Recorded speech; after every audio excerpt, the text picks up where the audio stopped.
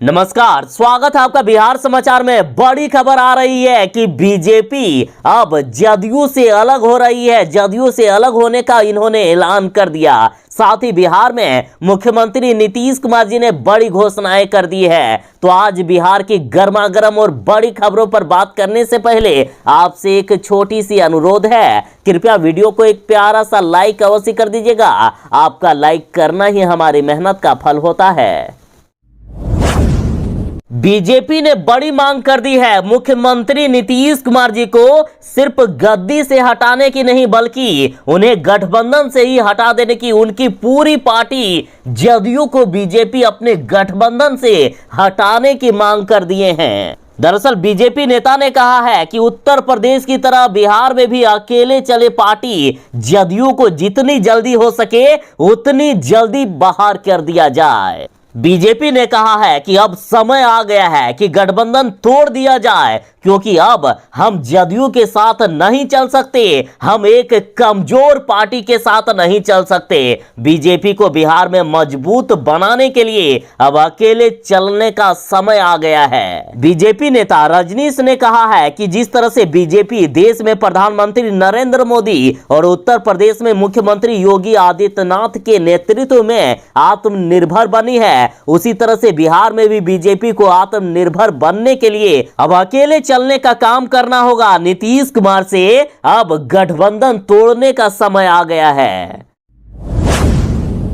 बिहार में फिलहाल दारू बंद है, लेकिन बड़ी खबर आ रही है कि बिहार में अब गुटखा भी बंद होने वाला है। बिहार में रजनीगंधा, तुलसी और अन्य प्रकार के सभी गुटखे अब बंद होने वाले हैं और इसकी मांग लालू यादव के बड़े बेटे तेज प्रताप यादव ने कर दी है। तेज प्रताप यादव ने मुख्यमंत्री नीतीश कुमार जी से कह दिया कि रजनीगंधा और तुलसी अब बंद करो, दारू बंद किए हुए तो बहुत हो गया, अब दम है तो गुटखा भी बंद करके दिखाओ। तेज प्रताप यादव का कहना है कि क्या नीतीश चाचा जी, यदि आप चाहते हो कि बिहार नशा मुक्त बने, बिहार के लोग नशा नहीं करें, तो क्या सिर्फ दारू से ही नशा होता है? गुटखा भी बंद करना चाहिए आपको। साथ ही तेज प्रताप यादव ने कहा कि नीतीश चाचा जी, ये दारू बंद बहुत हुई, अब जरा रजनीगंधा तुलसी भी बंद करके दिखाइए। इन्होंने पूछा कि कहीं आप भी तो मुंह में रजनीगंधा और कदमों में दुनिया वाली बात पर यकीन तो नहीं कर रहे हैं? साथ ही आपको बता दें कि बिहार में फरवरी 2022 में ही तंबाकू पर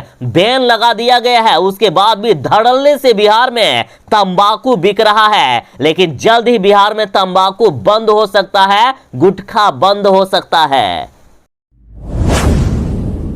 बिहार में गर्मी ने तबाही मचा रखी है, लोगों का अब जीना मुश्किल हो रहा है। लगता है कि दिन में सूरज आग उगल रहा हो, लेकिन इससे भी ज्यादा भयानक खबर है, अब गर्मी का सारा रिकॉर्ड टूटने वाला है। बिहार में और भी ज्यादा भयानक गर्मी आने वाली है और मौसम विभाग ने बिहार के 5 जिलों में सबसे खतरनाक अलर्ट जारी कर दिया है। देखिए, बिहार के बक्सर, रोहतास, कैमूर, औरंगाबाद, गया में खतरा बढ़ता ही जा रहा है। पटना में तो 45 के पार पहुंच जाएगा पारा। काफी ज्यादा खतरनाक खबर है। देखिए, बिहार के 5 जिलों में जानलेवा लू का अलर्ट जारी किया गया। खतरा बक्सर, रोहतास, कैमूर, औरंगाबाद और गया में है। तेज धूप और गर्मी के बीच चलने वाली गर्म हवाएं जान भी ले सकती है। मौसम विभाग ने साफ साफ कहा है कि लू से बच के रहिए, वरना जान भी जा सकती है, जान बचा लीजिए अपनी। मौसम विभाग ने इतना खतरनाक अपडेट जारी किया है कि लोगों को घर से निकलने तक मना कर दिया गया है। और इतना ही नहीं, पटना समेत बिहार के 18 जिलों में और भी ज्यादा गर्मी बढ़ने वाली है। अगले 24 घंटे में बिहार में भयानक गर्मी आएगी।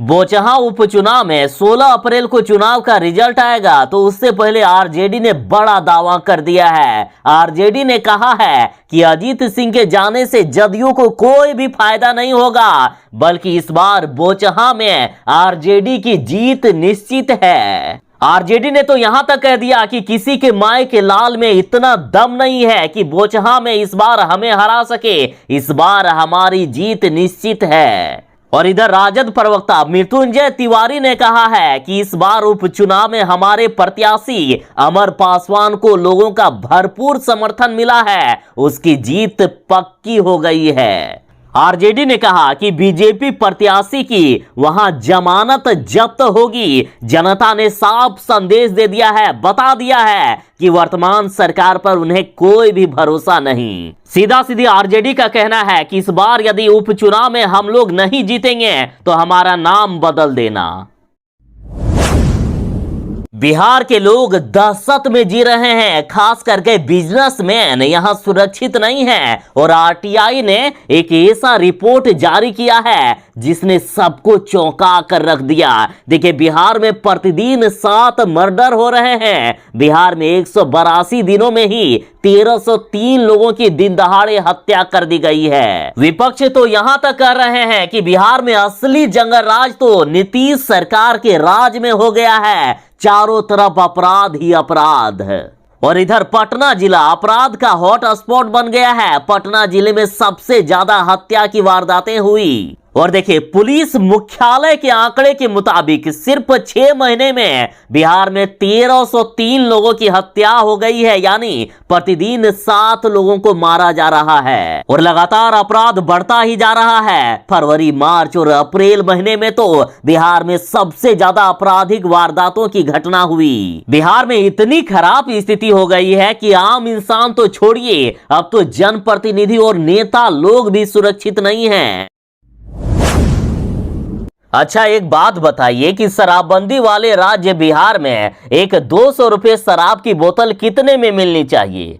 सोच क्या रहे हैं? मिलनी ही नहीं चाहिए। लेकिन ये बिहार है, ये नीतीश द्वारा लागू किया गया शराबबंदी है, जहां 200 रुपये की शराब अब 700 से 800 रुपये में मिल रही है। वो भी अब शराबियों को शराब की दुकान या ठेके पर भी जाने की जरूरत नहीं, सीधा सीधी बिहार में शराब की होम डिलीवरी हो रही है। दरअसल बिहार के रोहतास में एक होम डिलीवरी का वीडियो वायरल हुआ है। वीडियो में दिखाया जा रहा है कि शराब की होम डिलीवरी करने वाला युवक किस प्रकार से 200 रुपए के शराब को 700 से 800 रुपए बताता है और लास्ट में 2 बोतल शराब का दाम 1200 रुपए में डील हो जाता है। और खास बात तो यह है कि शराब बेचने वाले युवक कहता है कि माल यानी शराब असली है और इसके सेवन के बाद मिजाज गनगना जाएगा। थानाध्यक्ष से लेकर अन्य पुलिस अफसर को हम लोग पैसा देते हैं, ऐसे में डरने की कोई बात नहीं है। आप आराम से शराब लेकर घर जाइए, आराम से पीजिए, डरने की जरूरत नहीं है। हम लोग ऊपर से नीचे तक पैसा देते हैं,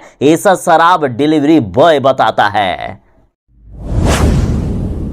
झारखंड के देवघर स्थित त्रिकुट पहाड़ में रोपवे में बड़ा हादसा हो गया था। कई लोगों की मौत भी हो गई, तो अब लोगों को डर लगने लगा है। बिहार के राजगीर में भी लोगों को रोपवे में चढ़ने पर डर लग रहा है। और जब बिहार के रोपवे की सुरक्षा को लेकर बिहार सरकार के मंत्री नीरज बबलू से सवाल किया गया तो उन्होंने साफ साफ देखिए क्या कहा है। उन्होंने कहा कि राजगीर में 500 की जगह अगर 5000 पर्यटक आ जाएंगे तो हम लोग क्या करेंगे। इस बयान से अंदाजा लगाया जा सकता है कि पर्यटकों की सुरक्षा को लेकर कितनी गंभीर है ये सरकार।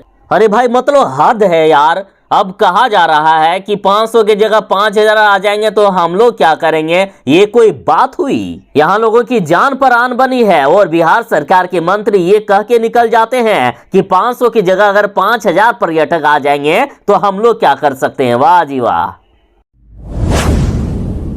विपक्ष वाले ऐसे ही नहीं कहते हैं कि ये नीतीश और बीजेपी की सरकार में बिना घूस दिए किसी भी विभाग में कोई काम नहीं होता है। विपक्ष वाले कहते हैं कि इस नीतीश और बीजेपी के सरकार में सिर्फ घूस और कमीशन का जमाना आ गया है और अब ये साबित भी हो गया। देखिए, एक बीजेपी का नेता घूस लिए कमीशन मांगते हुए पकड़ा गया है, रंगे हाथ पकड़ा गया है। भाजपा सरकार के मंत्री ने 4 करोड़ का बिल पास कराने के लिए 40% कमीशन की मांग कर दी। 4 करोड़ का बिल पास कराने के लिए इस मंत्री को 1 करोड़ 60 लाख रुपया चाहिए। तो सोचिए किस प्रकार से वो जो प्रोजेक्ट है, ये मंत्री जो बिल पास कराएगा तो उसमें सोचिए कितना घटिया काम होगा। क्योंकि मंत्री जी ही तो सब पैसा खा जा रहे हैं। जरा देखिए, इस पूरा विस्तार से बात करते हैं। दरअसल कर्नाटक के ग्रामीण विकास और पंचायती राज मंत्री एस ईरप्पा के खिलाफ एक शिकायत दर्ज हुई है, जिसमें से कहा गया है कि इस नेता ने, इस बीजेपी के मंत्री ने 4 करोड़ के एक प्रोजेक्ट के लिए एक बिल पास कराने के लिए 40% कमीशन की मांग की। बार बार कई लोग ये पूछ रहे थे कि आरआरबी एनटीपीसी का एग्जाम कब होगा, तो ये लीजिए, आरआरबी ने एग्जाम की तिथि की घोषणा कर दी है। रेलवे भर्ती बोर्ड ने जारी की है सीबीटी 2 परीक्षा की तिथि। 35,000 पदों पर नियुक्तियां होने वाली है। देखिए, आरआरबी ने नॉन टेक्नीशियन पॉपुलर कैटेगरी के दूसरे चरण की कंप्यूटर आधारित परीक्षा का शेड्यूल जारी किया और इसके अनुसार 9 एवं 10 मई 2022 को परीक्षा पूरे देश भर में आयोजित की जाएगी। आरआरबी द्वारा जारी सूचना के अनुसार फिलहाल केवल पे लेवल 4 एवं लेवल 6 के लिए सीबीटी 2 की परीक्षा की डेट की घोषणा की गई है। लेवल 2, 3 एवं 5 के लिए सीबीटी 2 की तिथि की घोषणा बाद में की जाएगी।